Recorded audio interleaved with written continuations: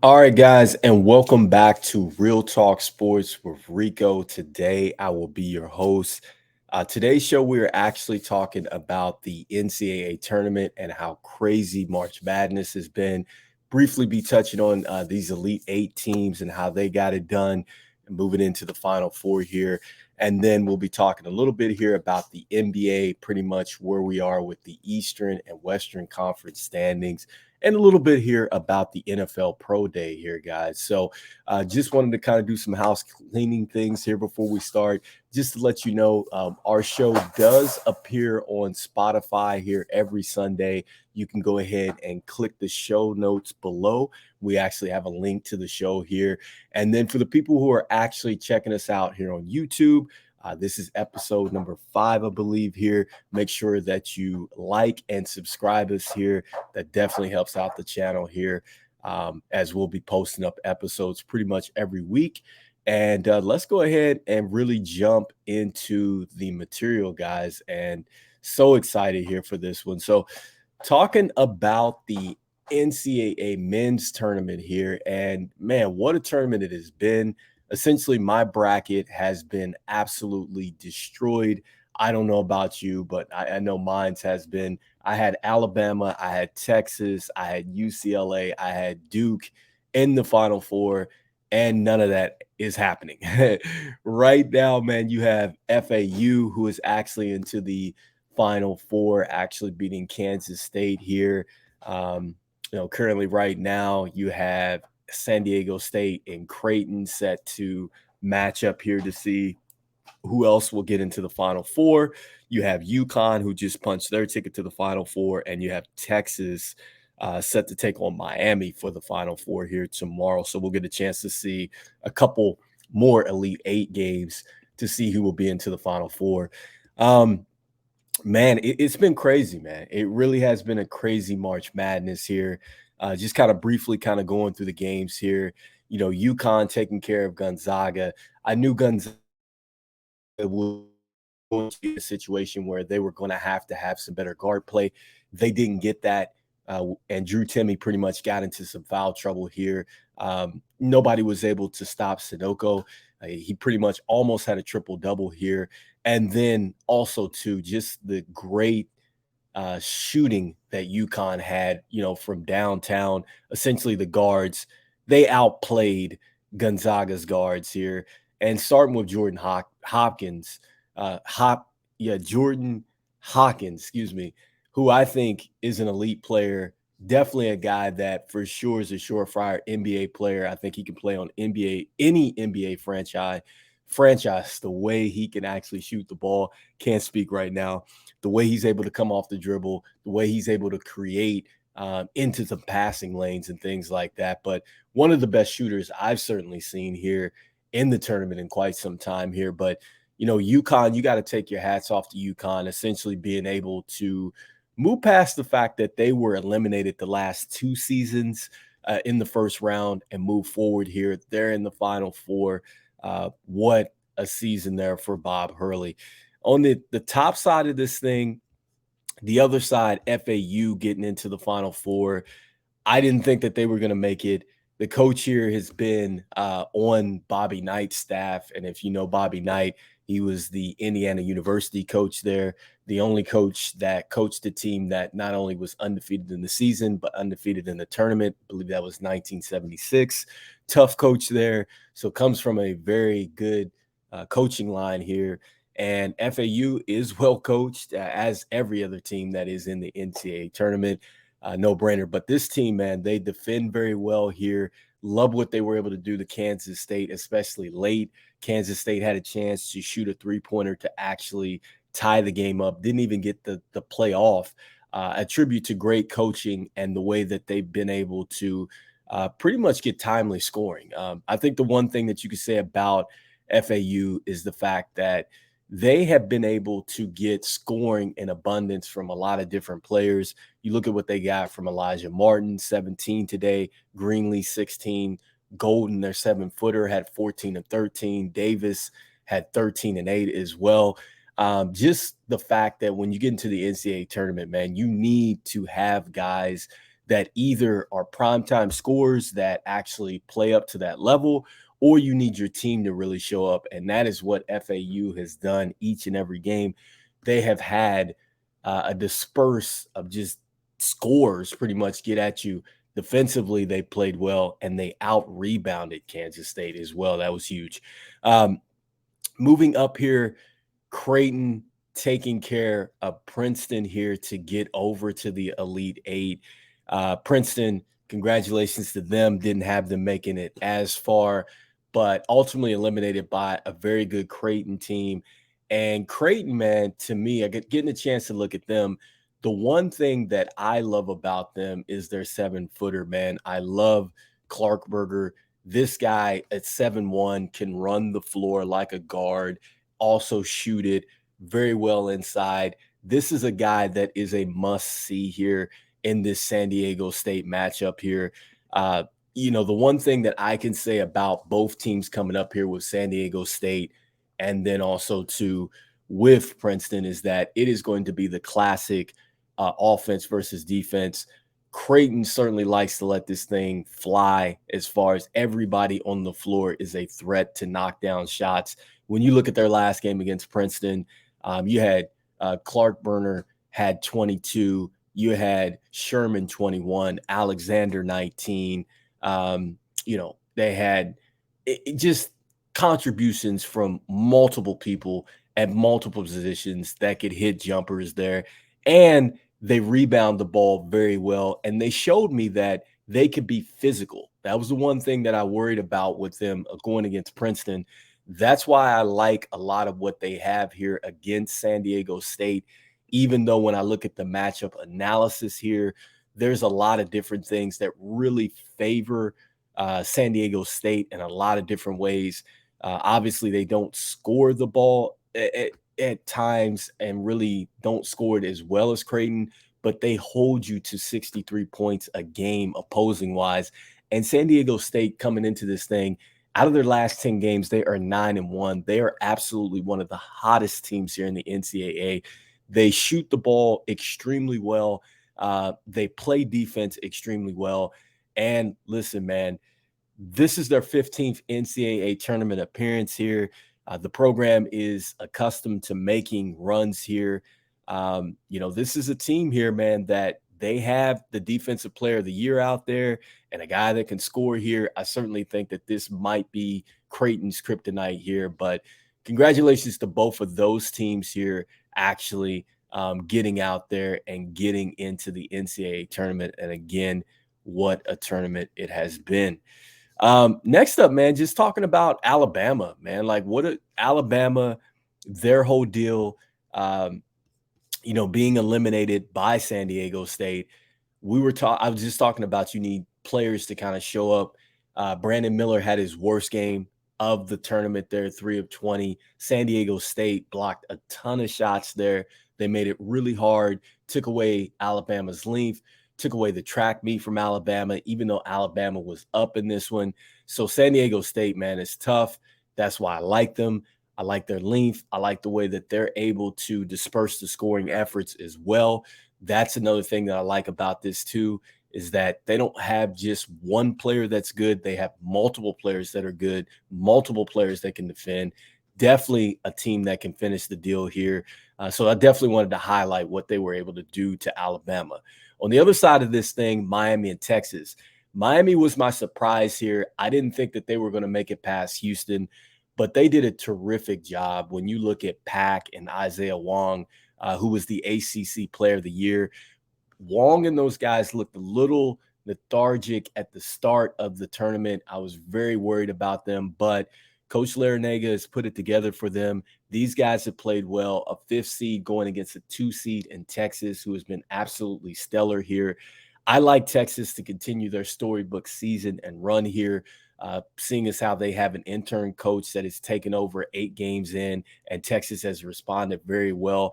I like them to get to the Final Four. I have them picked into the Final Four, obviously not into the championship game, but I think that this is a big step for Texas. Doesn't surprise me that they took care of Xavier. Xavier kind of had some bad habits where they had gotten behind in games and things like that. They really paid for it against an elite team of Texas, something you can't do. And I think that this is one thing that Miami has to be wary of. If they don't get off to a good start with Isaiah Wong and Pack here and really put the pressure on Texas, if they get behind, this game will be over very quickly. I like Texas in this one. We will certainly see, guys. And so that has been the Final Four or Elite Eight moving into the Final Four. Keep it locked in. Tomorrow's games will decide the Final Four. I believe that next Thursday yeah, it's either Saturday. I think that they play the Final Four and then championship Monday. Generally, is what it is. They usually get the day off and then they're back Monday. So, what a tournament it has been, man. Just talking about the NCAA Elite Eight. Now let's move on to another topic here, which has been hot, and that is the NFL Pro Day here. And the big question is, who is going to be the number one QB in the draft here? And looking at the three young men here that were out there, you had CJ Stroud, you have Bryce Young, and you have Will Levis here from Kentucky. And honestly speaking, man, looking at all the pro days and getting the interviews here, I think that CJ Stroud has really taken a leap forward here. I think that, a lot of times when you look at Ohio State quarterbacks, they usually play with elite skill players. And then when they get to the next level, they maybe struggle a bit here. I'm thinking that CJ Stroud, maybe he's the guy that actually breaks that mold. I really think that Justin Fields is starting to break that mold. I think a lot of people are going to start to put respect on Justin Fields' name. And I have already said that Justin Fields, like Jalen Hurts, is going to take a major step here this year, especially since they've already went ahead and they have drafted well because they went ahead and traded those picks, the pick actually, and they're going to get good picks going into this. I think they're having a good offseason thus far with what they're putting out there as far as the receiver standpoint. I like the fact that they got Robert Tonyans, whatever the case may be, but elite. I think he's going to be that guy that breaks the mold. But CJ Stroud, maybe he's going to be a day one guy, okay? Because the way CJ Stroud looks, very comfortable, fluid, very confident. And the more I look at CJ Stroud, the more I love him. I love his size, man. He doesn't have too many questions there. Brilliant as far as, making the terrific reads and coverage and things like that. Threw some pretty balls out there in his pro day. He definitely didn't do anything to hurt himself. And, with the questions with Bryce Young and really the size and the weight, I get it. I mean, he can play ball. Playing at this next level, you're going to get hit. The defenders are super fast at that level. And I think that's why CJ Stroud probably has the bigger edge. And I think it's going to be the number one quarterback off the board. Will Levis, to me, I think he certainly has something, all right? But I question and I wonder, is he going to be more like a Blake Bortles kind of player, a player who got drafted by the Jaguars, never really materialized? Is he more like Ryan Tannehill type of player, a guy that's big, powerful, can throw the ball down the field, but never really elite? That's my only question. The one thing that you could say about Will Levis, I like how he interviews. He definitely wanted to address his fluidity. He looked a lot more looser, at his pro day than he did at the combine, which is a very good thing. And he addressed it as well. So I like the fact that he addresses the things that people maybe look at as some of the things that are his shortcomings. So I love that about a quarterback, especially when you get into situations where it's going to be tough. And as the leader, you're going to have to answer some tough questions, and you're going to have to take on some leadership roles, which are not necessarily the most prettiest and sexiest thing in the NFL. So I do love that about him. I think he's one of the best interviewers out there, along with Bryce Young. I think that when you listen to Bryce Young, even with the size and everything else that's going on, the weight and all that stuff, because there's nothing else to do with his arm, but he makes you believe that he can lead a franchise. And I think he's going to be certainly a guy that's a very good pro. I certainly agree with, kind of what Todd McShay and these guys kind of saw there at the pro day. I think he is going to be a very good pro. But for me, the answer, the number one quarterback off the board, I think is CJ Stroud. I really do think it's CJ Stroud. And I think the Richardson kid out of Florida, again, man, I love what was said about him as well. He's either going to be somebody that if you didn't draft him, he's going to destroy you in your division, or you're going to draft him. He's not going to do well, and as a GM, is going to cost your job. So I'm really intrigued before he goes. Situation is going to be big for that young man. But CJ Stroud, number one quarterback in the NFL draft. I'm saying that. Make sure you tune into that. That's coming up here in April. Lastly, guys, let us talk about the NBA and moving forward here with the NBA playoff race and kind of, who's been hot, who's not. We'll be breaking down the standings here. And first and foremost, I want to give Memphis a lot of credit here. I thought Memphis would certainly be in a situation where they would fold without John Morant. They have been exceptional without John Morant. And even now, John Morant's coming off the bench. He's looking fluid. He doesn't look like he's really missed a beat there. Starting to see why they went and got and traded Luke Kennard. Just set a franchise record with 10 3-pointers there, which I think that they're really going to need that. Obviously, Jaren Jackson going to have to stay on the floor. Dylan Brooks is already into some trouble, kind of like Draymond Green, where they've got the technical foul issues. So any kind of tech or extracurricular, you're going to lose him. Arguably one of your best feisty defenders there. So that's going to be tough here. But just kind of looking here at the NBA and starting here with the West with Memphis. Look, right now they're still second in the West. They've been 8-2 the last 10 games. I thought they were going to slide without John Morant, but they've stuck in there. Denver has slid considerably. You see that they've been 5-5, but they've had such a strong start here. They're still top of the West at 50-24. Sacramento's continue to keep it strong. Phoenix has continued to hold it down, but you look here, they're 4-6. And that's since Kevin Durant has gone down.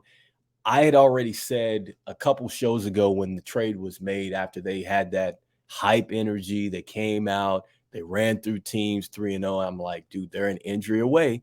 Just like I said that about Dallas, yet here they are.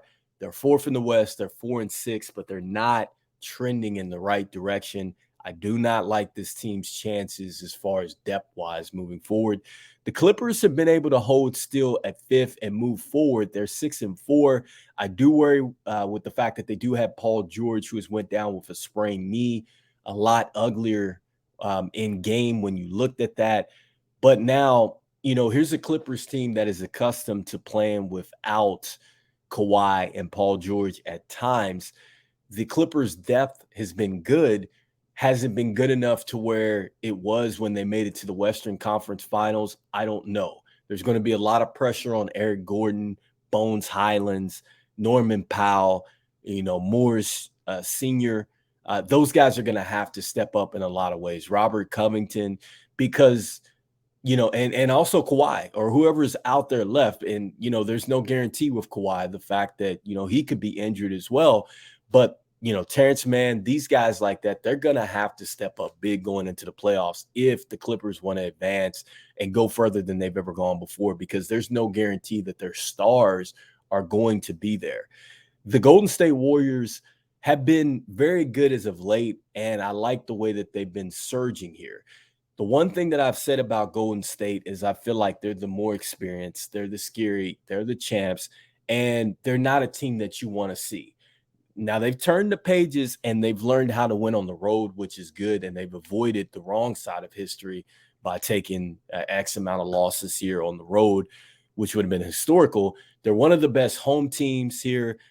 Some good news is they have Gary Payton the second coming back. I think that that's going to help them. And one thing that Golden State and the people that are looking at Golden State have to understand is they don't have Andrew Wiggins. And I've forgotten that at times, man. Andrew Wiggins is away from the team with a very personal matter. And it sounds like it's something that's a tough situation there. You heard Steve Kerr say he is always welcome here. If we get him back, great. If we don't, we understand, and that's great too. We love him, and we're expecting him back at some point. But If they get Wiggins back, you're getting a dynamic defender. You're getting a guy that at times can really score the basketball and is a great slasher for this club. Certainly deserving of his contract there. But a lot of what Golden State's going to move forward here in the future with it hinges on Andrew Wiggins. So make no mistake about it. Right now they're holding serve here, avoiding the play-in situation. But at any moment, Golden State, if they get Andrew Wiggins back, that could be the difference maker. I still like them to come out of the West, but a lot of that's going to be dependent on Andrew Wiggins coming back. Minnesota getting Karl Anthony Towns back, huge here. Certainly starting to surge here in the right direction. They're 5-5. I know Ant-Man has been out, Anthony Edwards with the ankle here. I still don't like the way that they play basketball, where they can be up 20, you turn around, and then they're now down by 10. Just not the sign of good maturity on this team at times. They just bad shot selection. They let you back in the game, and I think that they still have that, and they haven't really worked out that kink from last year. Lakers, I thought that they were going to slide back. No LeBron James here, but you look here, they're 7-3. Quadas has kept, they're one of the hottest teams in the West. Anthony Davis has been playing extremely well, which is scary because as Anthony Davis plays well, if he gets hurt, the Lakers are in major, major trouble here. LeBron will be coming back essentially with the last week to go. Those are the speculations here. And he would have to basically shake off the rust to carry this team. D'Angelo Russell has been in and out of the lineup here. And I think the key really for the Lakers has been Austin Reeves. Austin Reeves, if you've been playing fantasy basketball, has been tremendous. He has been a guy that has stepped it up. I think he has, in a lot of ways, really been like the Alex Caruso 2.0 for this team. The way he's been able to play the passing lane, get rebounds, and then score a lot better than Alex Caruso did. The Lakers really found something special here. I hope they don't trade it away, much like they've traded away a lot of talent here. But this guy is a guy that I think is certainly a guy that they need to hold on to, a guy that needs to play a lot more down the stretch here. Lastly, you got New Orleans in here. New Orleans, I mean, they're 6-4. There's no Zion Williams right now. He has progressed here. I don't like the fact that with Zion coming back so late in the year, he's missed so much time. And, CJ McCollum, Brandon Ingram trying to hold this thing together for the most part. It's tough to really bet on New Orleans, man. It really is. I had such high hopes for them, but it really hinged on the fact that Zion Williams is going to be healthy. And I'm really kind of scratching my head on this one. I didn't anticipate Zion Williams being at this point being injured so much. I knew that he would have to adapt his game and shoot the ball a lot better for him to have longevity. But he's starting to kind of have the breakdowns a lot like what Blake Griffin had, with the little knack injuries and things like that. And this is a guy that's very explosive, plays with a lot of power, a lot of force, a lot of dunking. You cannot continue to play like that forever. He's at a young age now, must get this corrected, man. I essentially really worry about this. And it's fitting that the Lakers are right in front of the New Orleans Pelicans because essentially with the Anthony Davis and Zion Williams, that's essentially was the trade there. I think the Pelicans still get the edge because they got a lot of young pieces back. The Lakers did get their championship out of it, but both players haven't really played that much. On the Eastern side of things here, Milwaukee looking like, Milwaukee at this point. Giannis is really starting to get a rhythm here, playing a lot more games here. I think Jamison Crowder is going to be huge for them. They're 7-3 right now on the run. Boston teetering a little bit here as of late, but still very, very scary to come out of the East here with their experience. I think it's a possibility. Joel Embiid, the Philadelphia Eagles, the Philadelphia 76ers, the way he's been playing as of late, man, I can't believe I said the Eagles, but the Sixers, the way he's been playing as of late, he's been playing like an MVP candidate. Ever since people have said, hey, we think it's the Joker who's winning it. And I'm not even going to lie, I'm thinking it's the Joker. as well. But I really want Joel Embiid to win it. I think Joel Embiid won it last year. I think he's making a great case here down the stretch to win it this year. Really seriously willing Philadelphia here, even though James Harden has played great. He's the one guy that shows up in the postseason. They're 7-3. You heard what he said to Draymond. He wanted to drop 45 on him to let him know he's an MVP, and I think he is. Cleveland, the Donovan Mitchell trade has been excellent for them. They're now fourth in the West, a lot better than where they were last year in a play-in situation. I think this team is actually taking that turn for the better, and you're going to start to see this team climb the standings every year. But this is a year where it's very wide open in the East.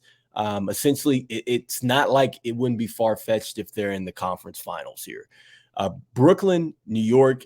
I love what Brooklyn did with Miles Bridges, Cam Johnson, bringing this guy over to go with DeWitt. I think Miles Bridges has always been a star. I don't know why the 76ers traded him on draft night to this day. Terrific Villanova player. I think you're seeing a real making of a star here. He really just needed to get into a place where he was the main guy. He's looking terrific. The Knicks, Tom Thibodeau, always loved Tibbs, being a Bulls fan here. Really found something with quickly. Brunson is a terrific pickup over there. He's unlocked RJ Barrett, and he's made the game so much more easier for Julius Randle. He's starting to play a lot like how he was 2 seasons ago, where he was the most improved, helping New York getting to the playoffs. So New York is a scary team, man. That is a team that's very scary. They lock down very well defensively.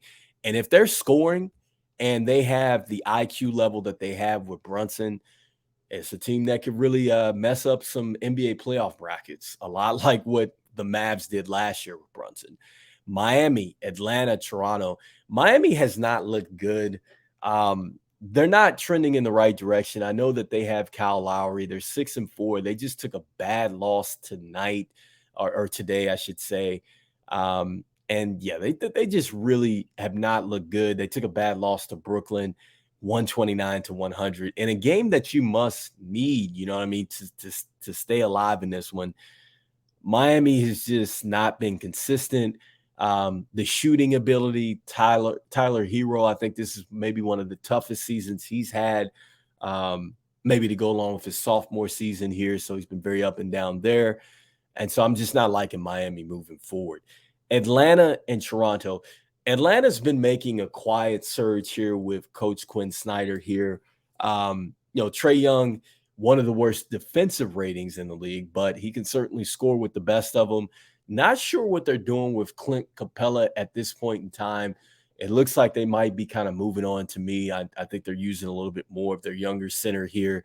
But Atlanta, they gave up a lot of their depth when they gave up and gave up Herter to Sacramento.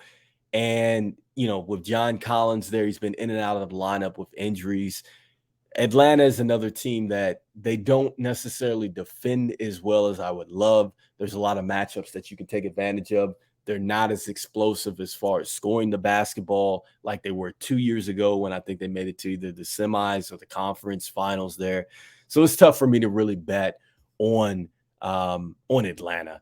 You have Toronto, and then you have Chicago here. Listen, Chicago has struggled in a lot of different ways. DeRozan has been out of the lineup more than I have ever seen over the last couple seasons with some lingering hip stuff. You had the speculation with Levine being traded. Vucevic, I love Vucevic. I'm not sure if he's necessarily a good fit. It's been tough. The fact that Lonzo Ball has now missed another season here. You're hoping that this kid can regain his NBA career. Another knee injury. He is yet to be able to run and walk without pain. It is very unfortunate. Nobody knows what's going on with this young man, and it is so terrible. The Bulls invested a lot there, and I think that it's kind of hurt them. You know what I mean? Because I think the Bulls depended on having him to make it easy, assist-wise, running the floor, and it hasn't happened due to the injury. And the Bulls are just fighting, and they're middle of the pack here. And at some point, I'm saying to the Bulls, they're going to have to either trade and get some more pieces, or hopefully they're able to pick up some of these great players that are coming out of the NCAA tournament this upcoming year and get some pieces to go around Levine and DeRozan as well. And Ayo Dosunmu is starting to play well too. So tough one for the Bulls. I'm not sure if they're really going anywhere. Toronto, Nick Nurse, you know how well that they play. Inconsistent though with Pascal Siakam. Van Fleet has been a bit more inconsistent as well. Injuries with OG Anunoby, Chris Boucher, I think his name. But again, or Boker, yeah, he's just not been consistent as well. Another guy that you say to yourself, Toronto has invested heavily in this guy. They're trying to figure out who is going to be their main guy since Kawhi Leonard has left. Toronto really has never really addressed that. I know they have Scotty Barnes. He's developing, but he's not where Kawhi Leonard was. I think that's why it's been tough for them to actually not only make the playoffs, but have that run. They last time they were in it, they had Kyle Lowry out there, who certainly had more championship DNA.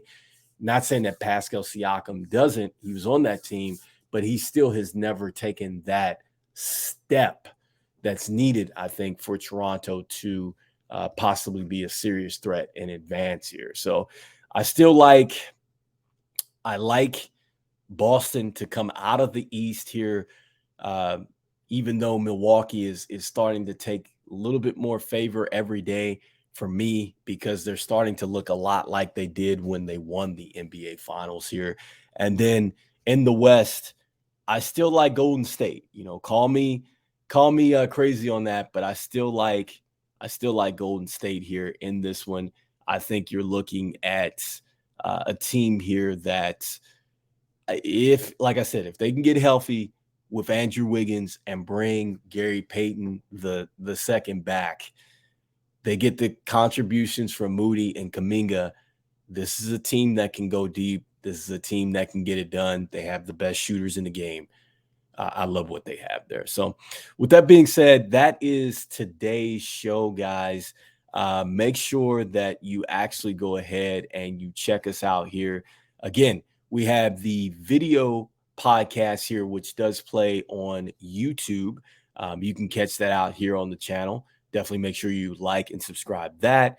As far as the podcast that you can catch, that is just for the listeners, that is actually on Spotify. You can check that out on Spotify podcasts here. That is going to be in the show notes below. And so you'll be able to actually click in there. It does differ a little bit from the video podcast here. We do talk about on the same topics, but a little bit different. You obviously get the visual here with the video podcast here. So make sure you check that out. Shout out to the sponsors, put sponsorship on the show, and also to the fans out there that have chimed in on a week-to-week basis to help us drive content to the show. And so for myself, it's Rico, Real Talk Sports. Make sure you smash that like button and subscribe button, guys. We'll be back for another episode. All right, guys, take care. Peace.